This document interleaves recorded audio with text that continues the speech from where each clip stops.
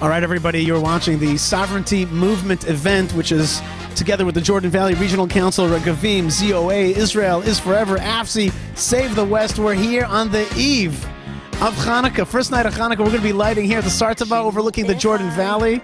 It's going to be an awesome show. We have incredible people for you, leaders, thinkers, writers, rabbis, and we're here in this land of Israel, in the heart of the land of Israel, and we're going to be in the most holy and awesome and powerful of all holidays for Israeli sovereignty, and that is Hanukkah, and it's going to be all about sovereignty in the Jordan Valley.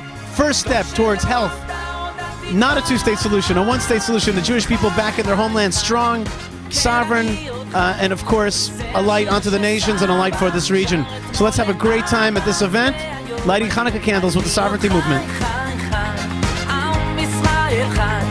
זה השיר שסבא שר אתמול לאבא והיום אני חי חי חי עם ישראל חי זה השיר שסבא שר אתמול לאבא והיום אני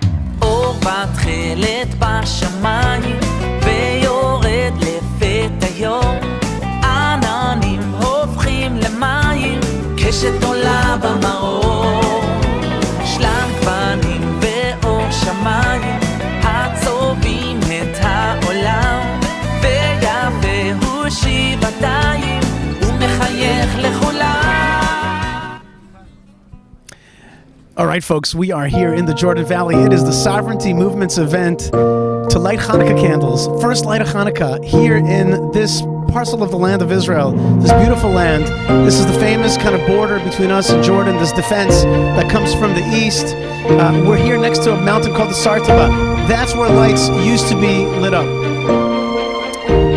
for Rosh Chodesh, for the new month. And tonight we're lighting the lights of Hanukkah for sovereignty here in the Jordan Valley.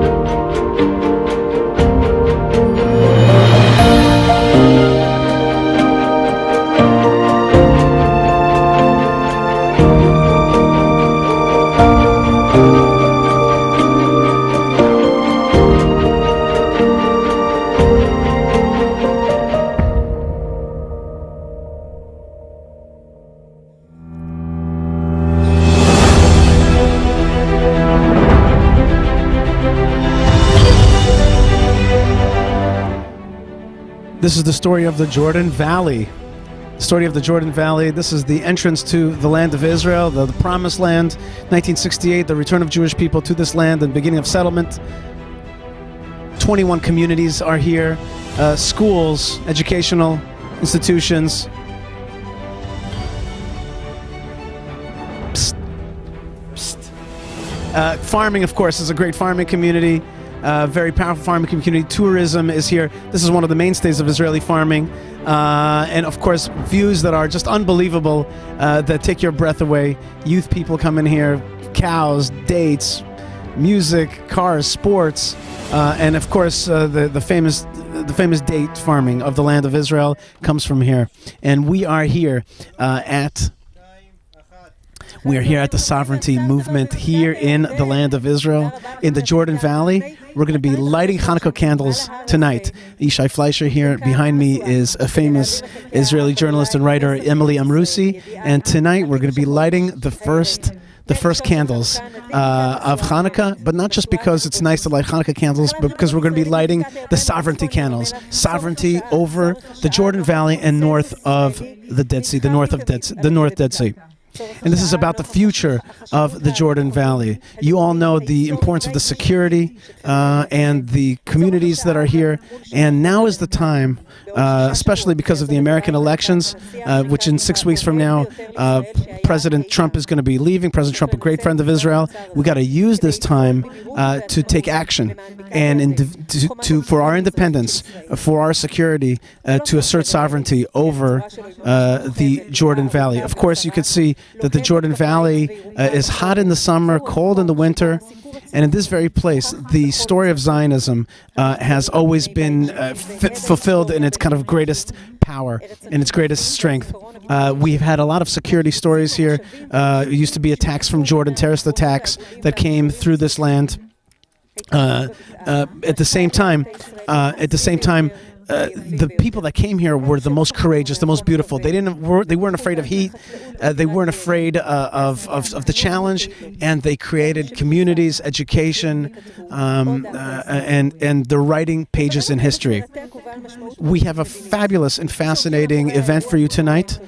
Behind this event is, of course, the Sovereignty Movement started by Women in Green, Yehudit Katzover and Nadia Matar, the Jordan Valley Municipal Council, also Regavim, also ZOA, Israel is Forever, AFSI, Save the West, and ZOA. Did I say them? We have Mickey Zohar, Uzi Dayan, generals, General Uzi Dayan. We have Gershon Cohen. We're going to have the mayor of the Jordan Valley Municipal Council, the head of the council, and other people. Really awesome event that is not just for fun to light candles here in this beautiful place, but really to talk about the meaning of this area to the land of Israel and sovereignty here. We're going to be showing you tonight some of these Knesset members and thinkers, journalists, rabbis, who are not just tacit supporters, but overt supporters of Israeli sovereignty in the Jordan Valley. And as we said before, this is the time to do so because of the timing of the American president, who is such a friend of Israel. And so we have an opportunity right now to assert that sovereignty, a great final act, if you will, for President Trump, who's done so much for us. This is the opportunity to move it forward. And of course, it's an act of sovereignty from our end, an act of courage, of truth, of bravery, of holding on to what's ours. Let's listen to a little bit of music by a great musician here in Israel, Noam Jacobson, who's a singer and actor, and his backup man, Idan Green, who will rock us and get us ready for the lighting of the candles here at the Sartaba in the Jordan Valley.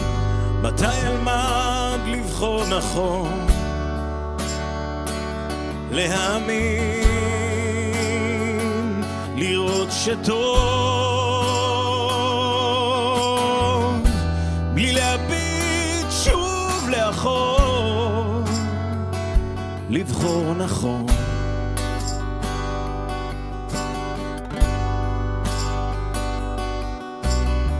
אותו הכל מדבר אליי, פוגש בי בלילות,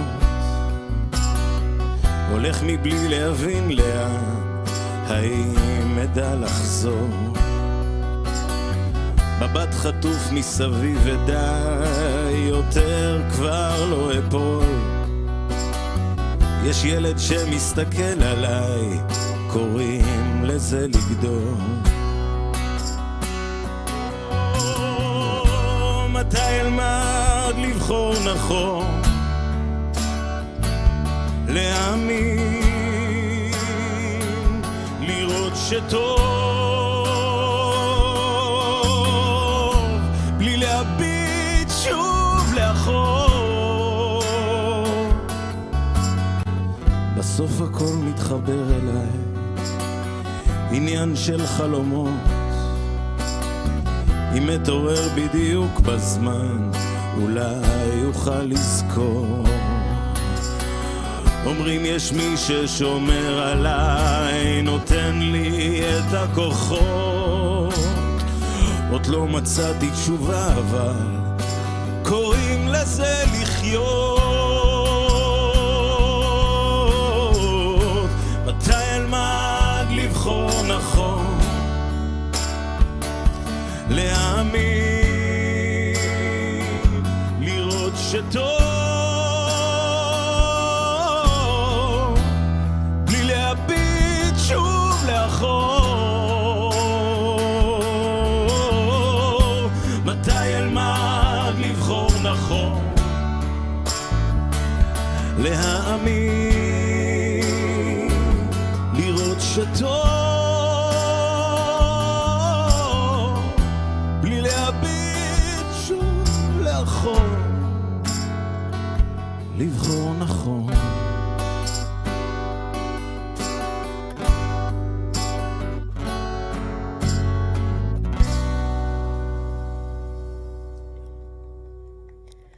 Great music by Noam Jakobson. He's awesome. Thank you, Noam. We went to check out what the Israeli people actually want. Do they want sovereignty in the Jordan Valley? So we did a poll, a survey with one of the good survey companies here in Israel, and here are the survey results. When we asked about sovereignty in the Jordan Valley and northern Dead Sea, the majority of people said, of course, we are in favor of it, not just amongst the right wing. About 80% of the nationalist camp said, let's do it now, sovereignty in the Jordan Valley now. More than half of all Israelis, voters from all the parties, believe that sovereignty, assertion of sovereignty in the Jordan Valley will bring to stability and security.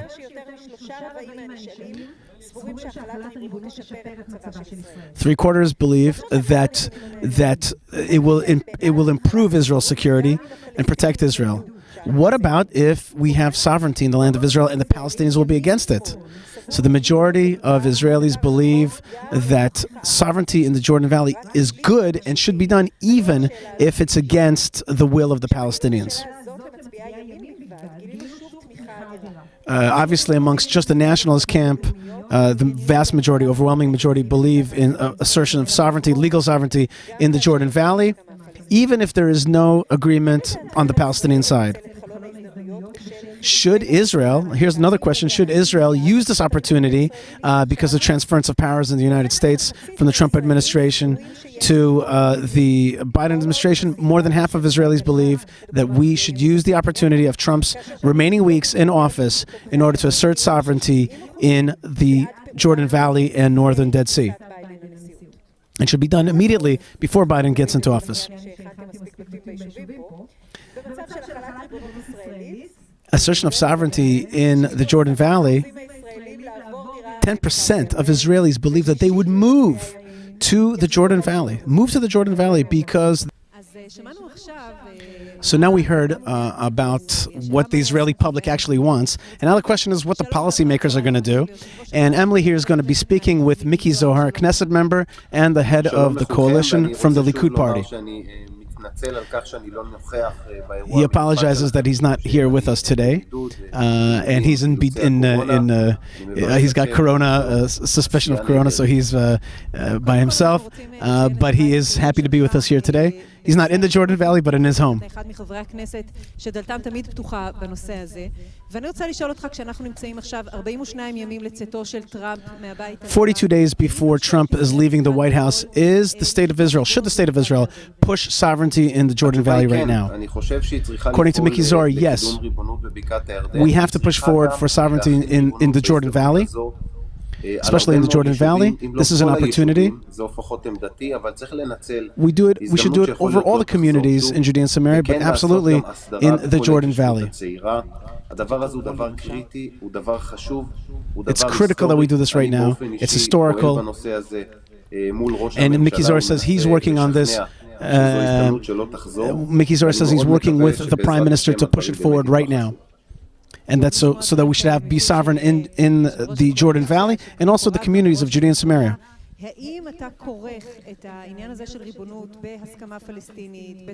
Do you think, Emily's asking Miki Zohar, do you think that we should connect these things, sovereignty in the Jordan Valley and on communities of Judea and Samaria, in concert with the Palestinian Authority? And Miki Zohar says, absolutely not. We have to make these decisions unilaterally. This is our land. We have to make these decisions, fulfill our decision making. That's what's expected of us. We are always the ones fighting for this land. We protect this land. We protect ourselves. And therefore, it's not a decision for other people. Sovereignty is really a question of us being the sovereign.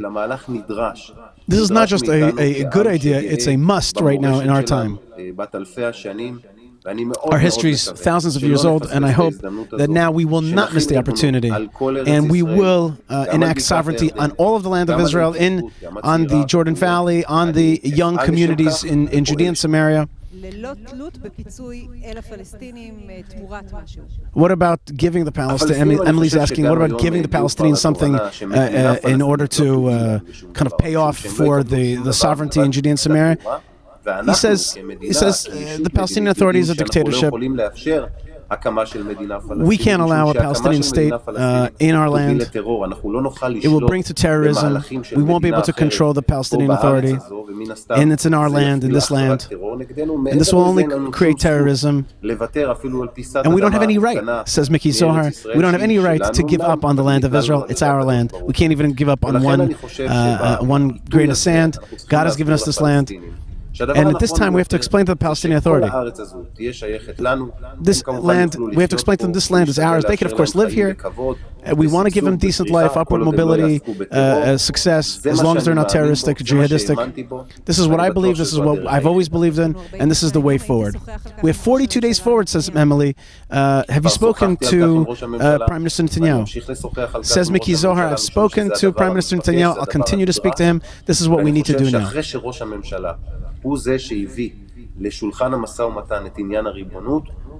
is the Prime Minister who brought the issue of sovereignty to the fore, and it's his opportunity to fulfill it fully.